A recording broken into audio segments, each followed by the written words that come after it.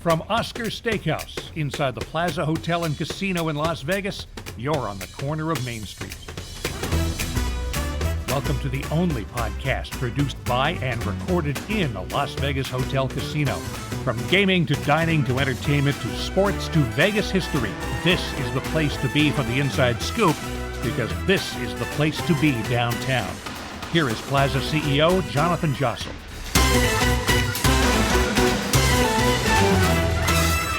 Welcome, Bronson. Welcome, Gemini, to the team. Hello, and our guest today is Jason JRoc. Welcome, JRoc. Thank you for having me. We should have had you on here way before the 100th. Many of your friends have been on here. You're by far the most interesting and exciting to have here, so thank you for joining us. Thank you for having me. I mean, and if this is the actual 100th episode, then I feel like that's like an honor. It may well be. Let's get somebody really cool for the 100th episode, and here I am. Thank you for doing it. Thanks for joining us up here in Oscars. That's about the only thing that feels and Bronson, to me. Well, we've had you on before, Bronson. Yeah. You filled in before for some Q&A when stuff. Sean Christie was, I believe. Yeah, I Sean came in was for here. Sean, and then we did another one. Another Q&A one. Everyone knows Bronson's part of our team here. Been with me 7 years since I got licensed here and took over. So he's no stranger to this, and we'll jump into Jason in a minute. But I thought it was a great starting point to talk about what a great week we've had in Las Vegas. We had an Oscars dinner series here in Oscars, which was amazing. We had the grand opening of our Carousel Bar, Pink Box, Smoke-Free Casino, a new patio, which we just showed Jason. I gotta go with JRoc. Go ahead and go with The Rock. I gotta go with The Rock. Yeah. JRoc. Well, not The Rock, because they'll think we have Dwayne The Rock Johnson on. Well, yeah, it's just JRoc. He's a close second, though. Yeah. but so we had all of that. And then, on top of that, the Golden Knights won the Stanley Cup, right? Yes, Everyone's very excited. Yes. I don't know if you guys are fans. Absolutely. Did you go to the parade? I didn't make the parade. I was staying clear of that traffic. And I had just got back from Denver, and I was at the parade for those guys, and they're, I got a little to the Nuggets parade? Yeah, I got a little messy. And I was like, you know what? I'm good on parades, but I did show support from home. So I didn't go to the parade. I was downtown, but I did go to the game. I went to the Stanley Cup game, and I was taken away by the atmosphere. Was amazing, obviously, but there was like grown men and women crying all around me, just with happiness, like genuine tears. I've seen it too. I mean, even online, the amount of love and support that the Golden Knights have received from Vegas locals is pretty awesome. I mean, the fact that people have really invested in the team and the city itself. It's great to see, and it's the one thing I feel like I really like about sports, right? It's like one common thing we're all rooting for, and so having sports in Vegas and where we got all these teams coming and whatnot, Golden Knights are leading the way. It's pretty awesome. It really is. Let me ask you a question. Did you 6 years ago, because we've had we've had players or coaches and various people affiliated with the team on this podcast, and they've all talked about it in different ways, but did you think 6 years ago that this was going to work in Vegas? Because sports teams never worked historically, right? Oh, no, I should say they didn't work, but they were more fickle to fans, right? Not like what we've seen here. I thought that it would work here. Just for the fact of I've been a boxing fan my whole life. And boxing has been huge here. UFC obviously has grown to such a crazy level, and it's all been here. And we're so driven around entertainment. I never really understood why we didn't have it. And originally 6 years ago, as you're saying, really they were talking about baseball. Baseball was always like, okay, we're going to get a baseball team, and then that never really turned in fruition. And then when the Golden Knights were when they were talking about that, it was always a basketball team and the Golden Knights, and that was always like, yeah, that's going to work here. Vegas is a place that it's always going to have its entertainment value, but as we've been growing as a city, I think it's something that we need from a cultural standpoint, as well as, we're a fun place to come watch a game. Like if you're if you're in Pittsburgh and it's cold out, where are you going? Yeah. I mean, thinking about F1 coming here and the Super Bowl, there's going to be nowhere better to go. And even myself for years, I would go to San Diego just to go see just to go see football games. LA, same thing. I would travel. And I also was living in San Diego for, 8 years back and forth. And so I saw what happened when the Chargers were removed from that town. Right.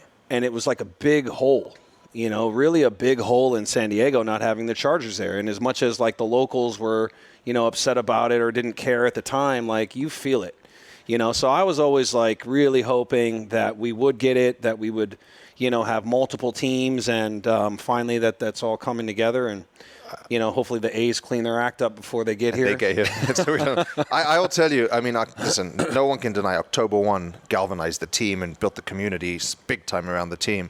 But I got it wrong. I didn't think it was going to be the hit that it was. And we had seats at T-Mobile, and they're like, "Do you want seats fast?" I was like, "You'll be able to get tickets for this thing easily. No one's going to care about this that much." And I was way off on that. But do you guys remember the Wranglers? Did you ever see the Wranglers at the Orleans? I don't remember. But the thing is like at the time we were working with George Maloof and the Maloofs, and they were, they had obviously come off of the Sacramento Kings, and they were talking about this hockey team, and we were like, okay, like let's see how. I didn't at that time think of it as big as it is now. Right. But I figured they would get it all the way through. And obviously it's. I think they've done such a great job inside the stadium, like really, keeping the energy. And, like it really made me like hockey again. I've been to a lot of hockey games. I'm not really like watch it on TV much. I'm with you. I wasn't watching any hockey, but I enjoy those games. Yeah. Or when you go to the game, it's so fun. They've done a great job with the production. One night you got like Steve Aoki or Marshmallow DJing, right. And then like they got the guy who takes his shirt off 100 times. Like they have all these fun things that are happening. Mark, doing the announcing. So it's brought, I feel like, the entire sport. Like it's kind of like everybody's like, dude, how do we match that energy? By the way, is there anything better than Shake Shack in a stadium? That's what I'm saying. Shake Shack in That's what I'm saying. Shake Shack and ice hockey. Like, what could be better than that? You're saying it. But you mentioned George Maloof. So he owns part of the team. He was in the parade, right? Did you say you saw him, Bronson? Yeah, so I saw him on TV. I actually texted him. And yeah, I believe the Maloofs have roughly 30% of the team. Yeah. I didn't know that. It wasn't until I saw him on TV and I texted him and then I started asking. I just found that out. So he owns 30% of it? Yeah. So that takes balls and vision to be able to think that far ahead. Yeah, 100%. Definitely.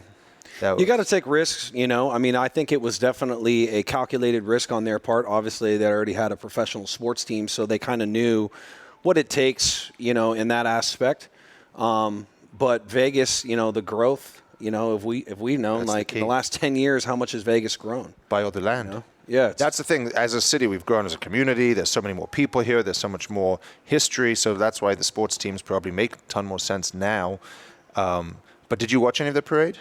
Because I was having this debate with someone. Did either of you, Bronson? No. I watched a little bit of it. You saw the clips of William Carlson's speech. Yeah. Like the drunkest guy making a speech. Yeah. And they were saying, like, it's a really bad example to kids, that this is what they're doing on TV.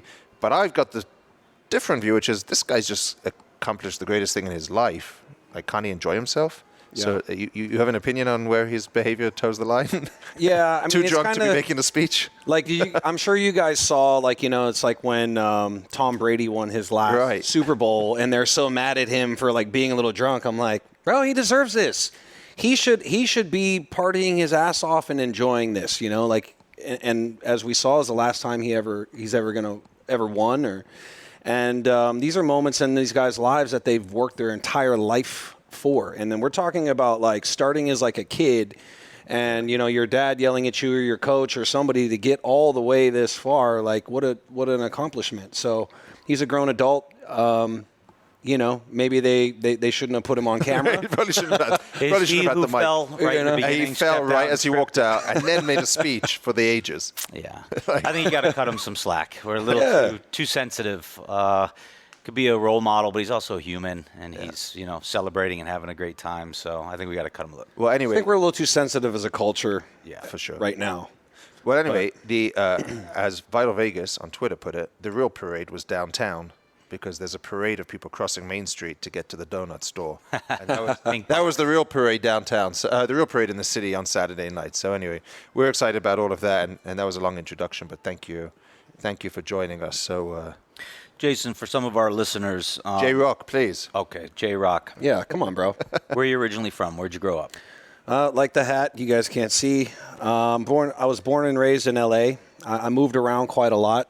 I lived in 7 different states as a kid, which I, at the time, did not like. As a kid, when you have to go acclimate to a new school and, like kids aren't always so nice. So I was getting a lot of fights as a kid and hard to, make friends and relationships and that sort of thing. But it does force you to,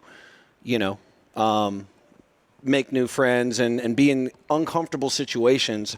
And I think that's helped me in my life, especially in Las Vegas, where, we meet new people every single week, or people from all around the world, different walks of life. And so it did help me prepare for that. Why did you move around so much? Well, my dad was in sports marketing when I was a kid. He actually worked for the Dodgers.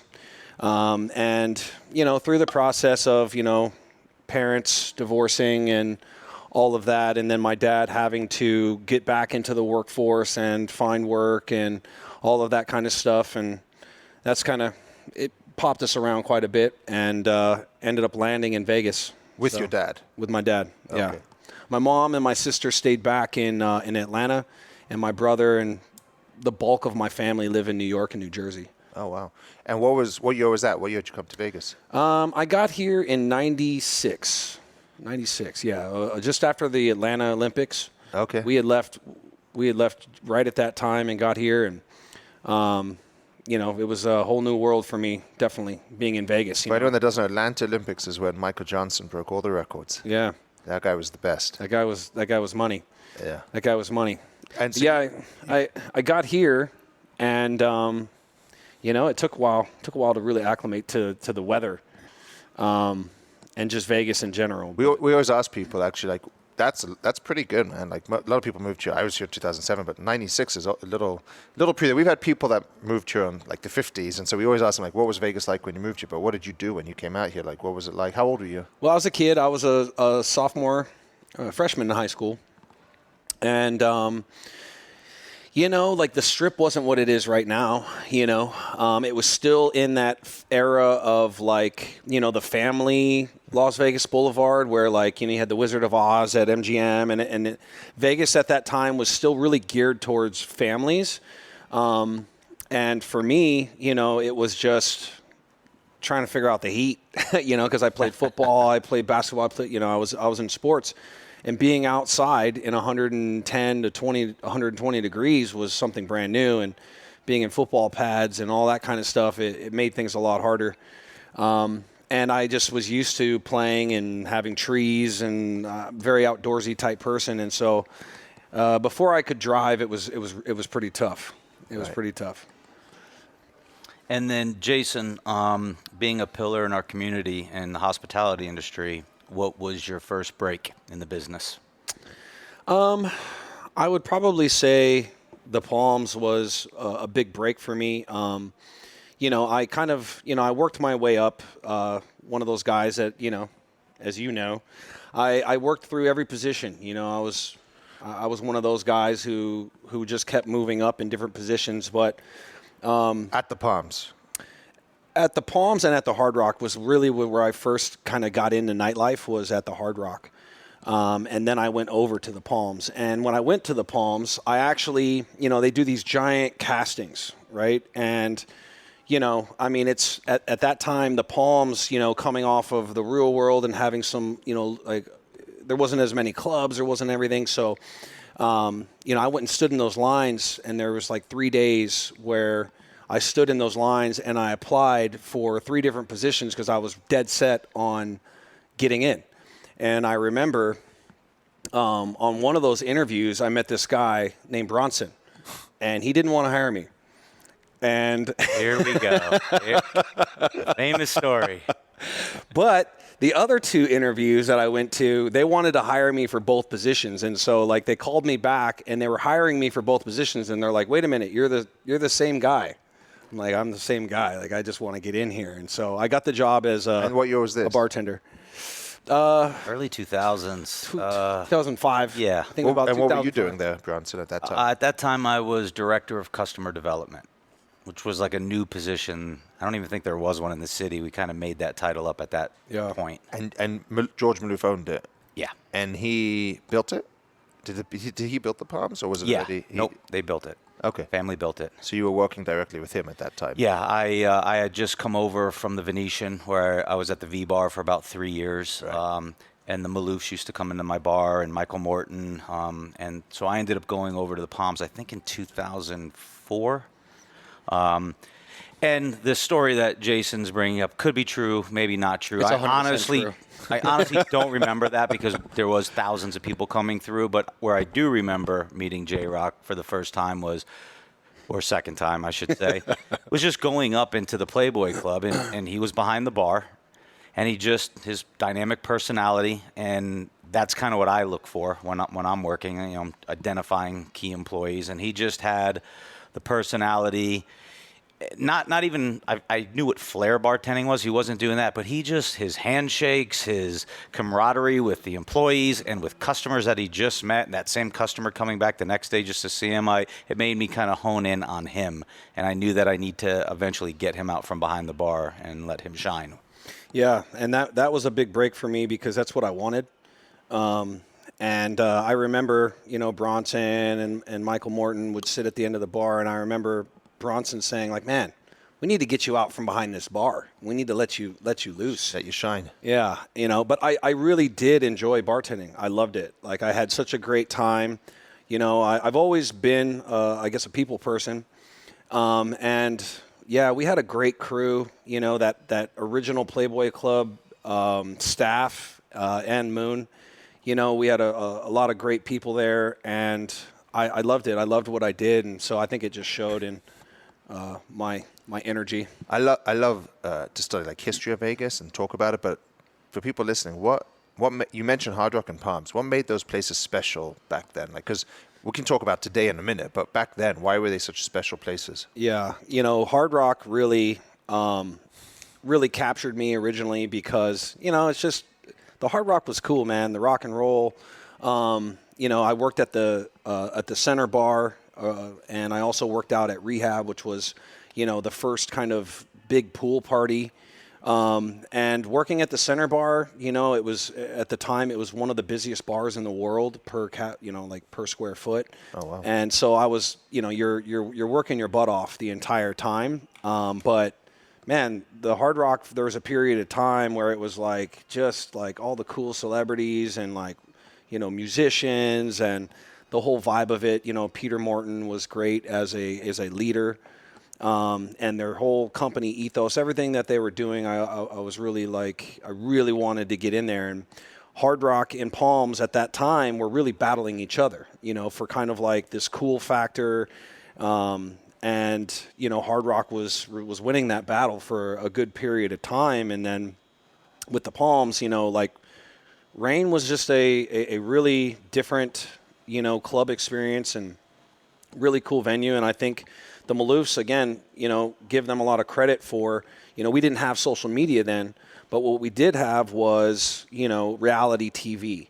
And so they kind of jumped on that bandwagon right away and started plotting out and bringing in all these different reality shows. Obviously, everybody kind of knows, like, the Real World. Right. And the Real World really, like, you know, just set that place on the map. And so after that, they continued doing these things that, you know, were getting the right press, you know, doing all the right stuff. And, you know, as I saw they were, you know, going to do this expansion with the new Playboy Tower, I was like, I gotta be there. You know, I wanted to be in the hottest place. And again, you know, just kind of like Hard Rock, I was willing to take whatever position I could to get in and work my way up.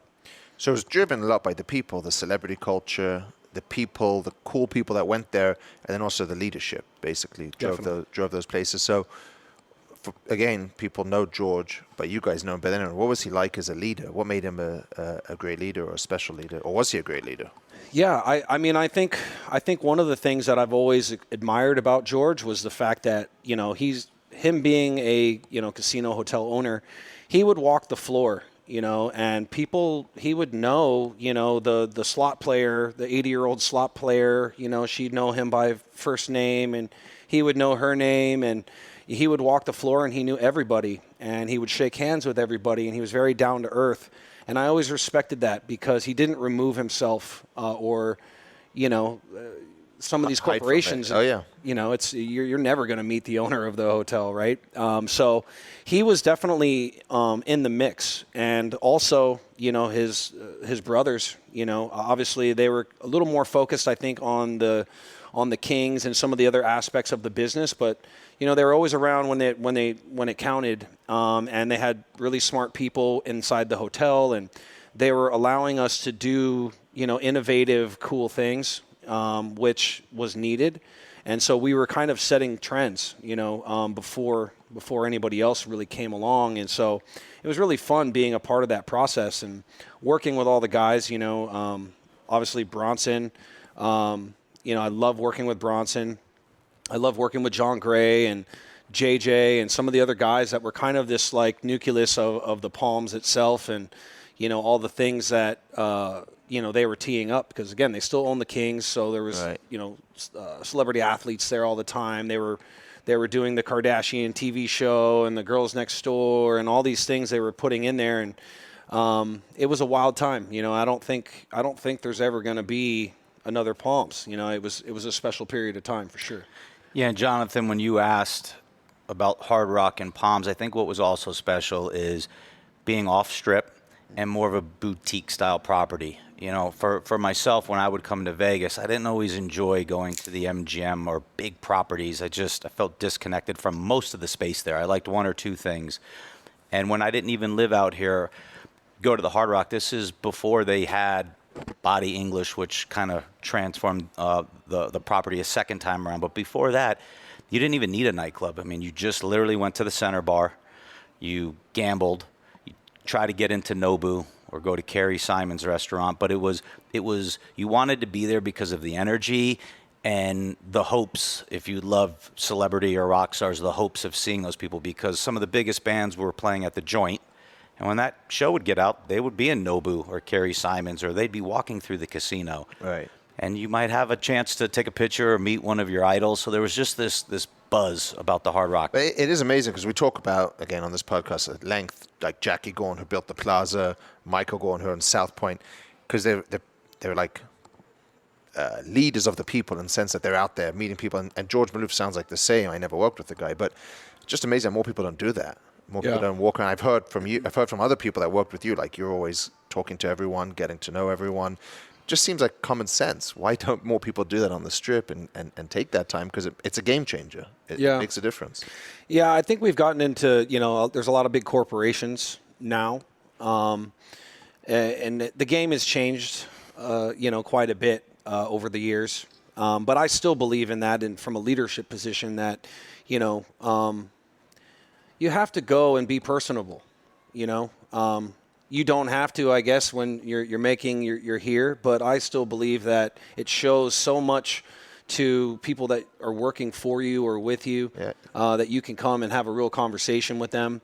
I did get to experience, you know, a little bit of that at Cosmopolitan with Bill Macbeth. You know, Bill Macbeth, great leader. You know, I really appreciated working for him, with him, you know, at Cosmopolitan. You know, everyone says that, and there's a reason why it turned around under his leadership. 100%. You know, he made a lot of smart moves, and I'm not in any way like putting down MGM whatsoever, but, you know, now you have a corporate division in there, and you just won't have that face, you know, like a Bill Macbeth who's going to go and, you know, he's going to follow up on his word and you know, wants what's best for the property. And he's never going to ask someone to do something that he's not willing to do himself. Right. Which is the best testament to those people.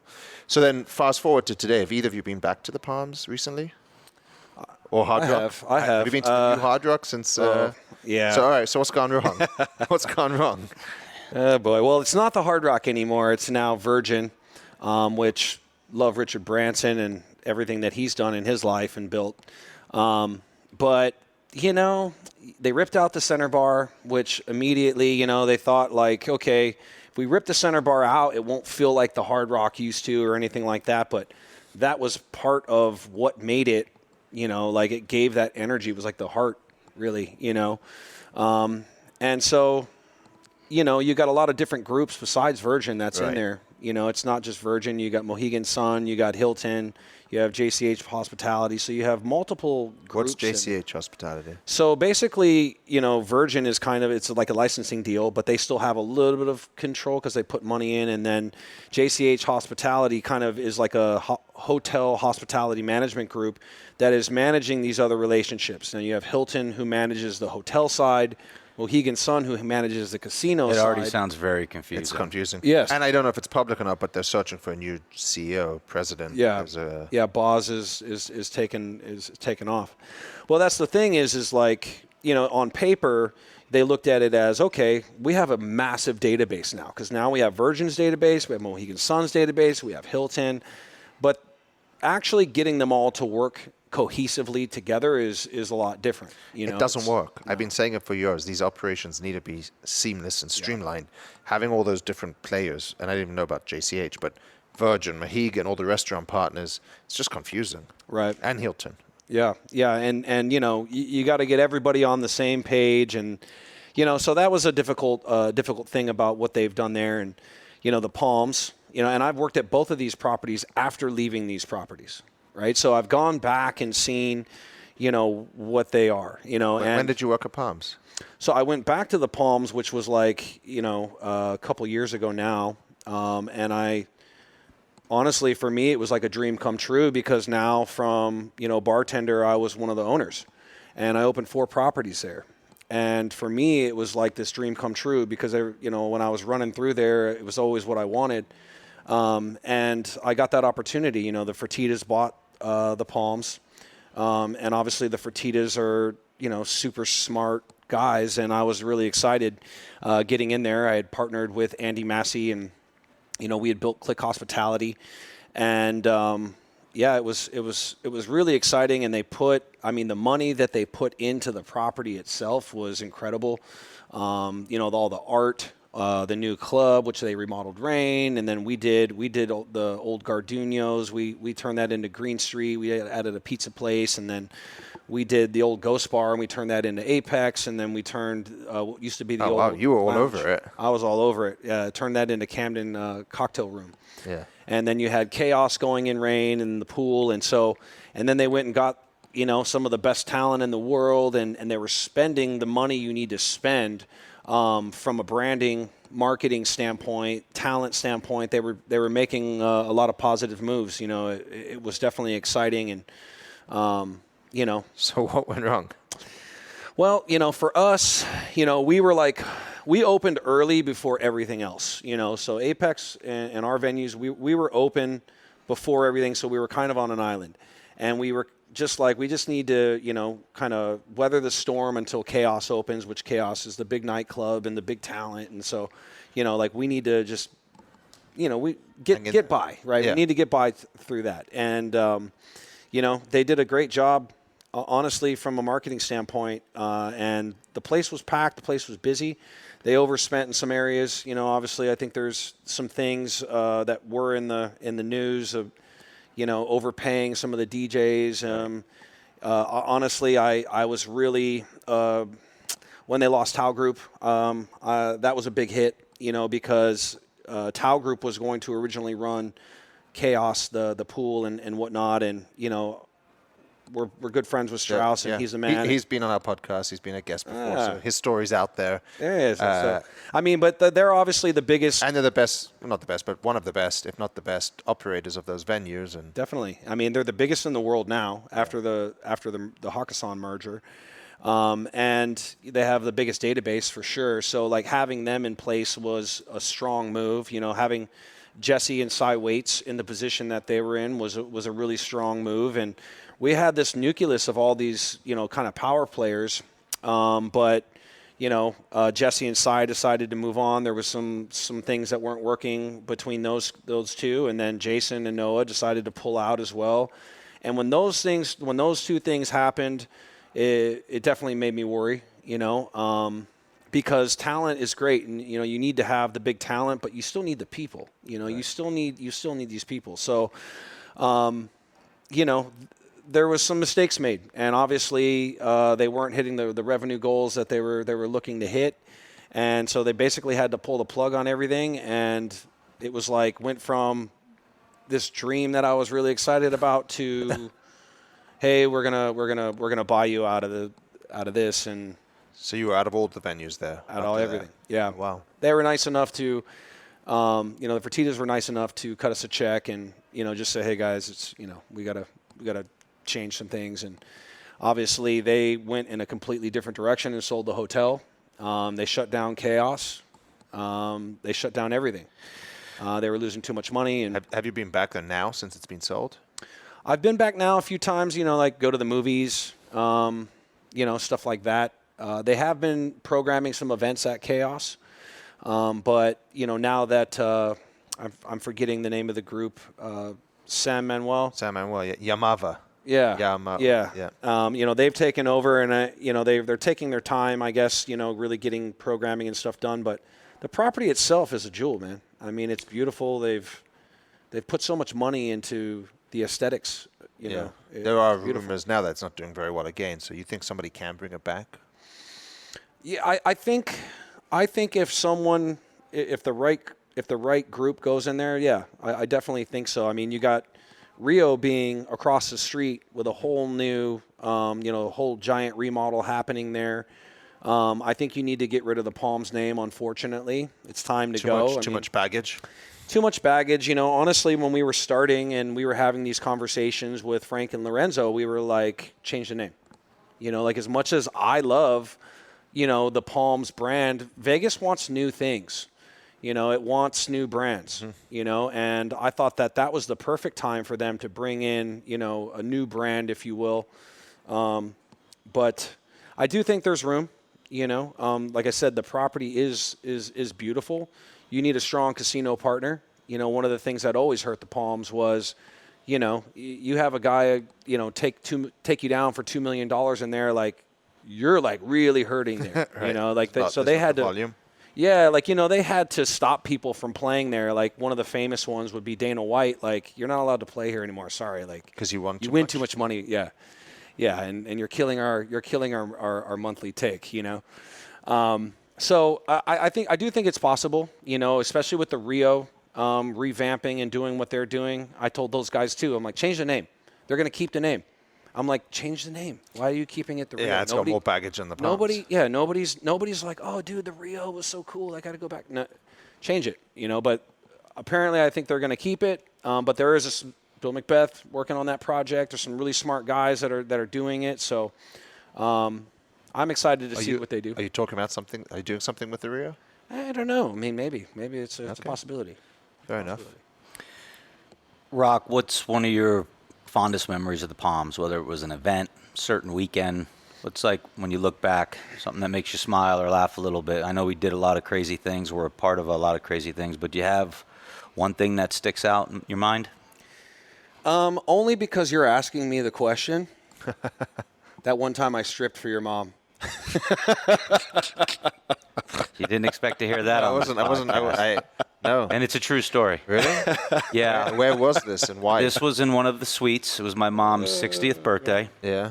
And from the moment she laid eyes on Mr. Roc over here, years before, she's always loved Jason. Okay. Always in love with him. So I was trying to figure out something special to do for my mom on her 60th. So. And you got JRoc to... Well, I mean, we had a whole evening. Tell me there was more to it than that. Yes, we had a whole evening. We went to, I believe, a show. We had dinner. And then the surprise was going up into one of the suites. And then I exited the suite. And Jason came in and did a striptease. Just you and Bronson's mom? No, I think my sister. No, there was a whole group. Tell me there was more people in there. Yeah, there was a whole group of women in there. I was wondering why he was in there for an hour and a half, by the way. No, it was, I think my sister and some family members were in there. My dad actually had to leave, and myself. Obviously. We walked out. But, yeah, Jason did a striptease for my mother. Wow. What a memory that must have been. Yeah. I banged out 100 push-ups. Whoa. Hold on. I did 100 push-ups before I walked in. I wanted to get pumped up. I had this tank top on that, like I came in and I ripped it off. And my mother still has that tank top Can you to this day. do 100 push-ups without stopping? Yeah, I can. You can. Yeah, and I was like, push-up I was honestly a little bit nervous. I'm not gonna lie, I was a little nervous. I thought that was hysterical, by the way. And there was nervous. like, You were nervous? there was like 8 other girls in the room. And I it was like, all right, I got to do a good job, So What a gift. I was doing my best. What a I was gift. doing Wow, my I best. didn't forget about it, but I didn't think that was coming up. I thought you were going to say like the MTV awards. I'll go that there. I'll weekend. go there next. But You really are a man That of was the a- people, just doing that for people's that was a mothers. fun It's kind of memory. good. Just love Bronson and his mom. It was great. They were fun and wasn't anything raunchy. But it was Thanks for clarifying that. Yeah. So you talked about a little bit more recently, but once you left the Palms, when did you leave? The first go round of the Palms. First go round, I think that was like 2012, somewhere in there, 11, 12. Yeah. So you were there through all of the heyday of it, 9 Group, Yeah. Playboy, all of that stuff, and then Yeah, I in my final year that I was there, I started doing reality shows myself, and I did one on Oxygen, and I did one on MTV, and we filmed those, kind of back to back, and at the time, I honestly was like, I'm just going to follow this for a while, and I started working with SBE for a little bit because I wanted to be in LA. I really missed being in LA. I loved LA and wanted to kind of be there. And as the shows were coming out, I was like, okay, like when they come out, like I'm going to follow these around. And that's honestly what I did. I took a whole year where I was traveling around and I was getting paid to do TV shows. Yeah. I was getting paid to show up at nightclubs. And I used to MC, right? So I'd be on the mic. So I was at least doing something. I felt good about that. But they were paying us just to show up and party, man. And I did that for a full year. I was getting booked, 3 days a week, traveling around, doing, bars across the country. We did a Canada tour. We had a lot of cool press stuff. We were on like Good Morning America and Ricky Lake. If you don't mind me, didn't you do Jersey Shore?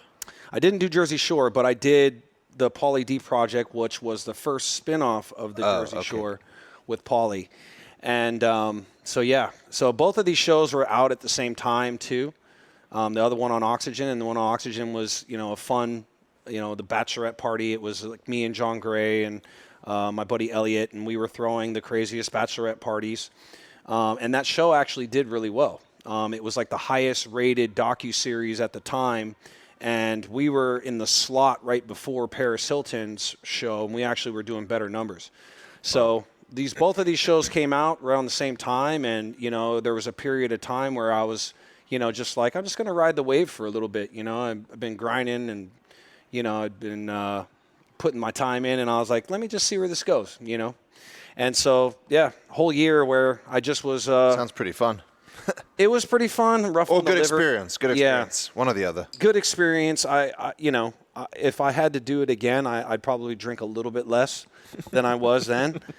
But it was great. I had a fun time, and after that year kind of settled down, we were supposed to do a second season of the Pauly D Project, and honestly, MTV, the numbers were good. They wanted to go into 4 seasons right away, and we got into our internal rumbling, band breaking up scenario. Because Pauly wanted more money.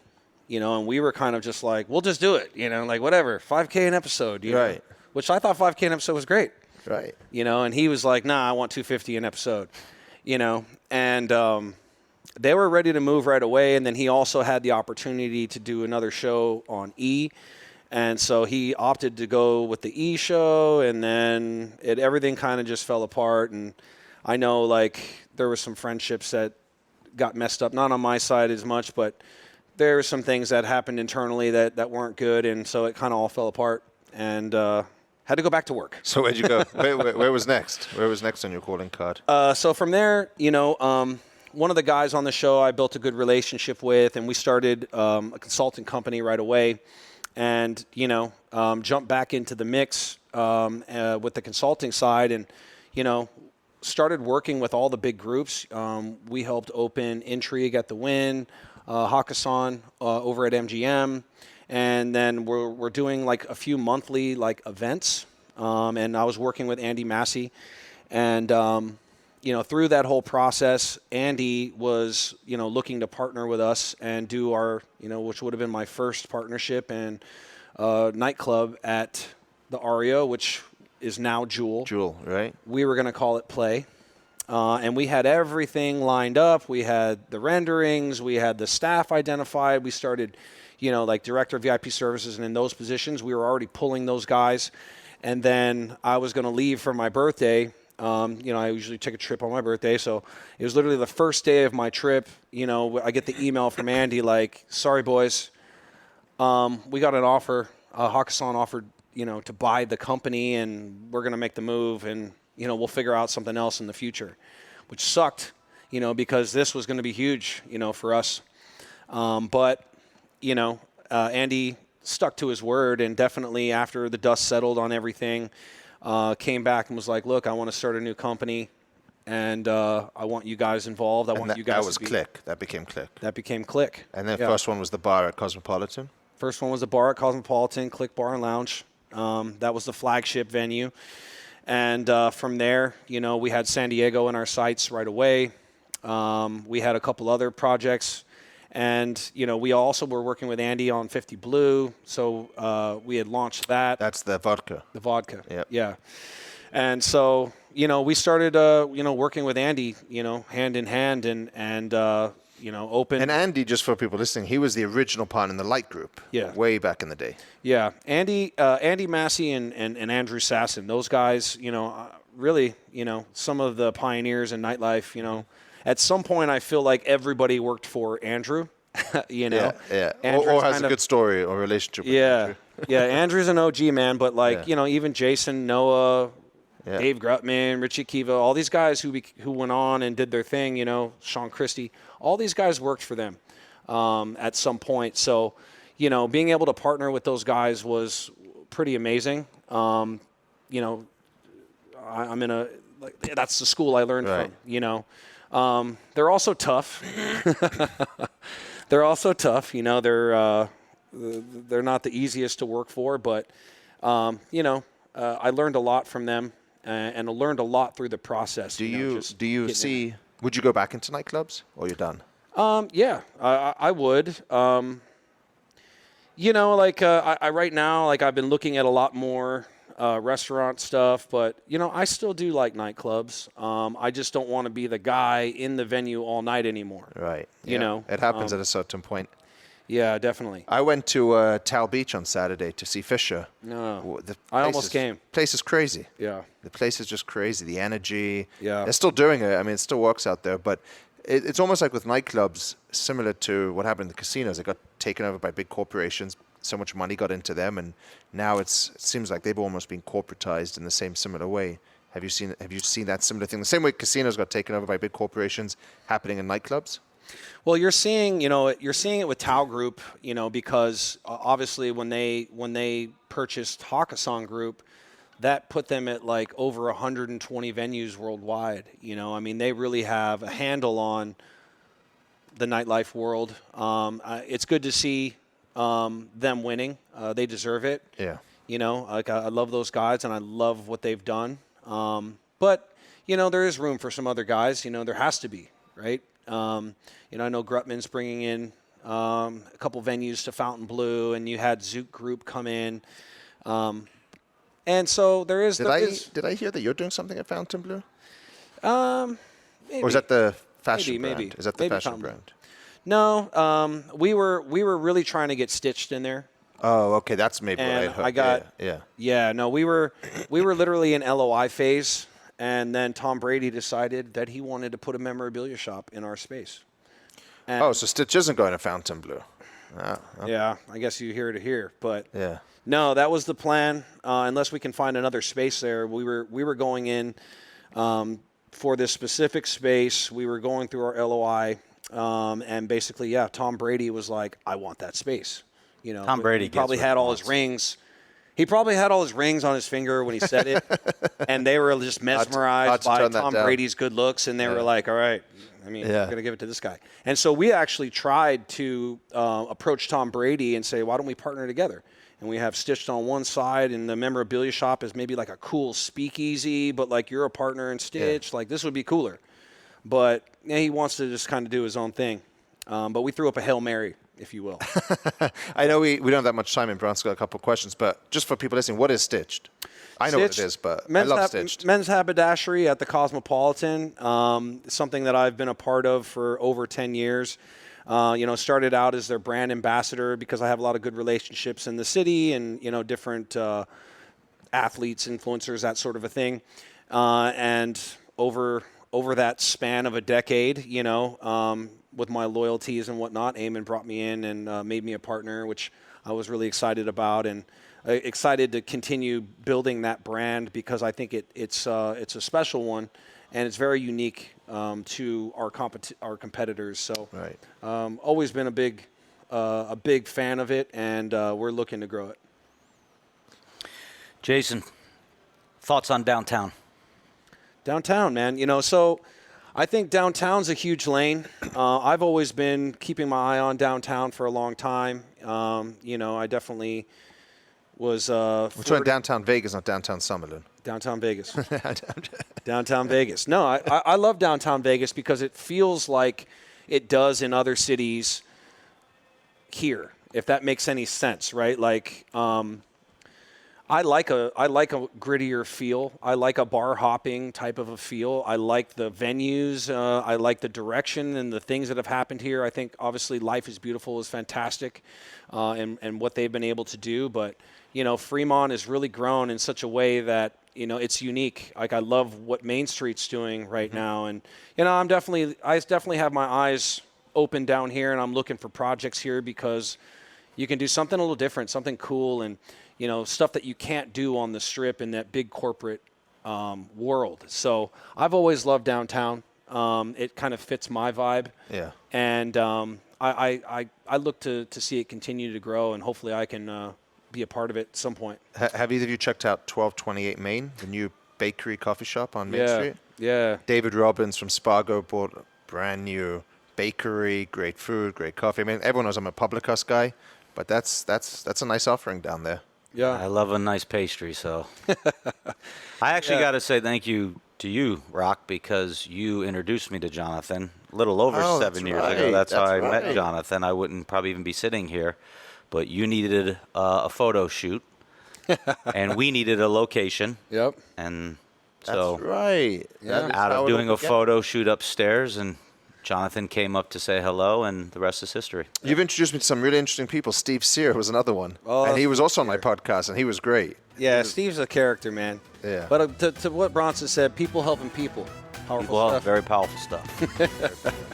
Well, thanks for taking the time. I know Gemini's first episode with us, and she can't stay too long, and you were super late, so we... Very late. Over 35 minutes late. Just so I like to blame the Las Vegas growth process for that. For what has become the most popular podcast in Vegas, you shouldn't be late, but we appreciate you being here with us. Thank you for joining us. Thank you, Jason. Thanks for having me, guys.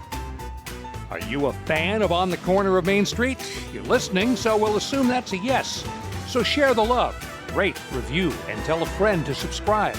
Also, follow us on Twitter and Instagram @PlazaPod, on Facebook, Plaza Podcast, and feel free to write to the man himself @Jonathan Jossel. We'll see you next time, right here on the corner of Main Street.